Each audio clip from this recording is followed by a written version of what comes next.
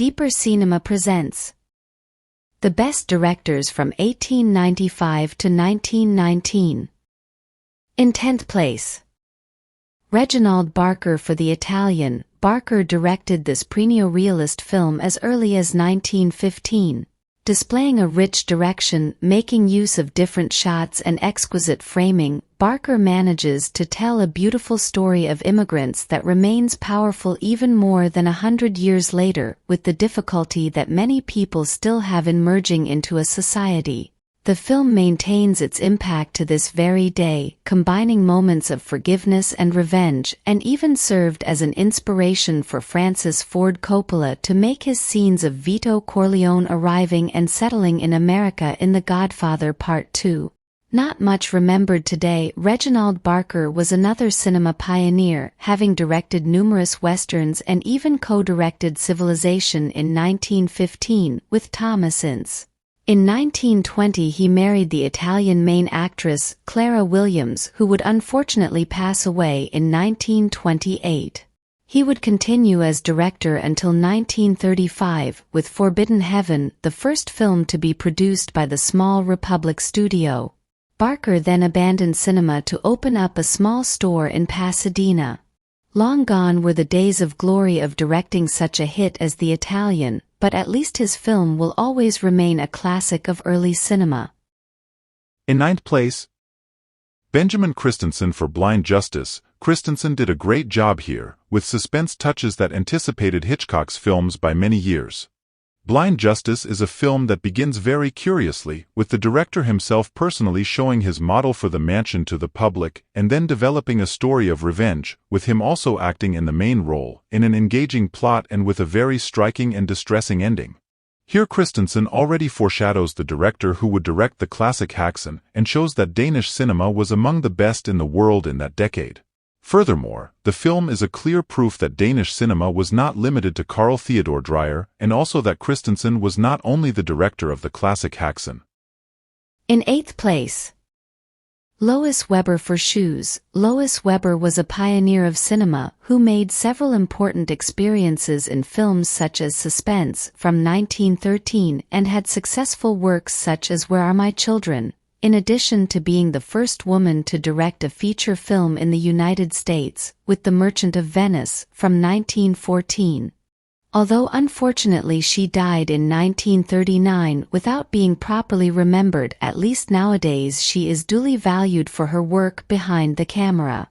Lois Weber was quite evangelical, which was said to sometimes make her films a bit heavy, but in Shoes she achieved the perfect balance, in a simple and touching story about a very poor woman who only hopes one day to have a pair of decent shoes. Iranian cinema many decades later would become notable for films with themes just as simple as shoes. Regardless, Weber shows a lot of sensitivity when directing, and her performance behind the cameras makes it very clear why she is so much valued today, far beyond issues such as merely promoting a feminist agenda.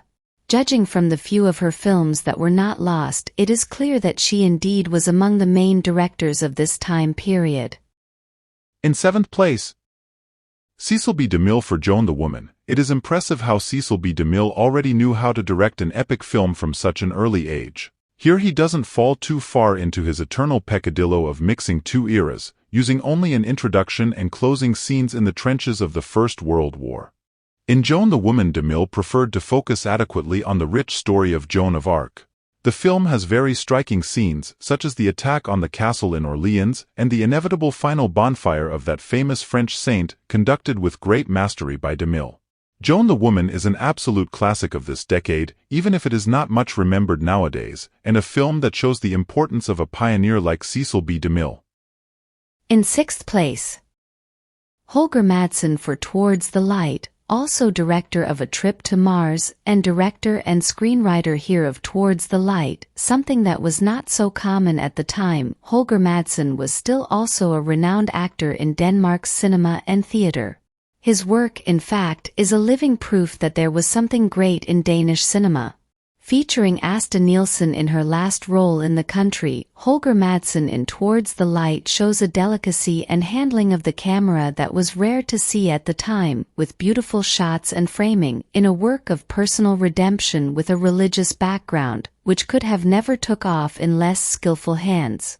In the hands of Holger-Madsen, however, the film became a Danish classic, an undeniable beautiful and touching work of art. In fifth place, David Wark Griffith for Hearts of the World. Many might think that Griffith would totally dominate this category in this time period, but actually he finds great competition at the end of the decade, mainly coming from Europe.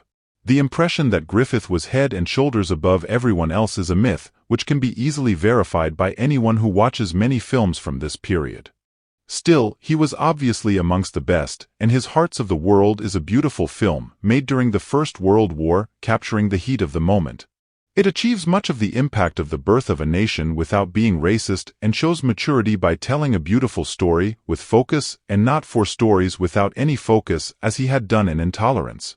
It may be a controversial opinion, but Hearts of the World is a strong contender for the best Griffith film of this decade.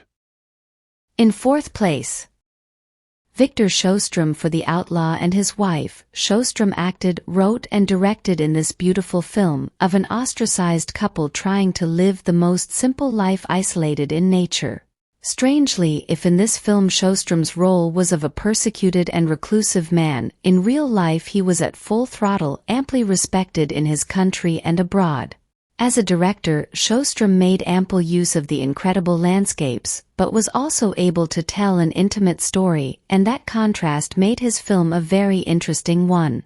The Outlaw and His Wife was a major success throughout the world, had some unforgettable and powerful scenes and a remarkable ending, and showcased the full potential of this Swedish giant, that would be so influential in Sweden's cinema and even America's cinema for quite a while. In third place, Ernst Lubitsch for The Oyster Princess. Lubitsch made most of his early fame in America doing epics with Pola Negri like Carmen and Madame Dewberry, and that was what made the Americans hire him in the first place, but his greater talent was for comedy, as every cinephile around the world knows by seeing his classic comedies from the 20s, 30s and 40s. He had already shown great potential in The Doll and I Don't Want to Be a Man, both sassy films with Ossi Osvalda, but he rose to greater heights with The Oyster Princess, a gem of a film that shows that his Lubitsch touch might have not been well known yet, but it soon would be famous around the world. A directing star had clearly been born with this delightful film. In second place, Abel Gance for J'accuse. Gance was a giant amongst French pioneers, with a rich career that had its brightest moments in three giant films themselves, and this was his first one, with The Wheel and Napoleon coming in the next few years. In J'accuse he captured perfectly the spirit of his time, with most people horrified and traumatized by a most tragic world war and asking themselves what did all those people died for. Gance obviously didn't have the answer for that, but he echoed everyone's questions, in a daring film that was a major success. Gance could be guilty of doing films that were a little too long, but he also had a rare talent of capturing small nuances and details in stories of gigantic proportions. J'accuse still impresses after more than 100 years, has a very powerful and unforgettable finale, and showcases an already brilliant director. And the best director from 1895 to 1919 is Moritz Stiller for Sir Arne's Treasure. Moritz Stiller was mostly a comedy director in Sweden in the 1910s, directing many successful movies with ease in that genre, but in two dramatic films he showed that he could aspire to even greater heights, in Song of the Scarlet Flower and especially here, in Sir Arne's Treasure.